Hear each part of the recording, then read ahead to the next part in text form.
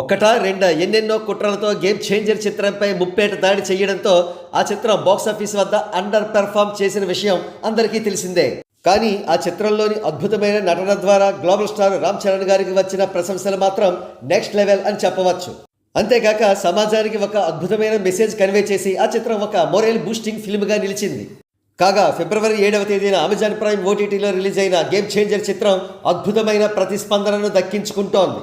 మరి ముఖ్యంగా ఇండియాలో టాప్ 1గా ట్రెండింగ్లో నిలుస్తోంది. ఈ సక్సెస్కి కారణం రామ్ చరణ్ గారు పోషించిన అప్పన్న క్యారెక్టరే అని అంటున్నారు. అప్పన్న క్యారెక్టర్లో రామ్ చరణ్ గారి ఐడియాలజీ కానీ, ఆయన సెటిల్డ్గా నటించిన విధానం కానీ, అరుగు మీద, కొండదేవర పాటలు చిత్రీకరించిన విధానం కానీ వ్యూవర్స్ను విపరీతంగా ఆకర్షించాయి. అప్పన్న క్యారెక్టర్ పాటను రిపీట్ మోడ్లో చూస్తున్నట్లుగా చేశాయి. అదేంటి సినిమా బాగుంది కదా, థియేటర్స్లో మాత్రం ఎందుకు అండర్ పెర్ఫామ్ చేసింది అంటూ చూసిన వ్యూవర్స్ ఆశ్చర్యపోతున్నారు. వారిలో చాలా మందికి గేమ్ చేంజర్పై ఏ స్థాయిలో కుట్రలు జరిగాయో తెలియదు.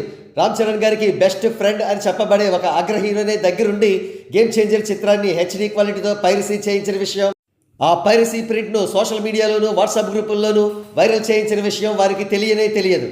ఏదేమైనా గేమ్ చేంజర్లో రామ్ చరణ్ గారి నటనకు సర్వత్రా ప్రశంసలు లభించడం చూస్తుంటే ఆయనకు ఖచ్చితంగా చాలా పెద్ద అవార్డులు లభిస్తాయని, నేషనల్ అవార్డు కూడా దక్కే అవకాశాలు పుష్కలంగా ఉన్నాయని అంటున్నారు పరిశీలకులు.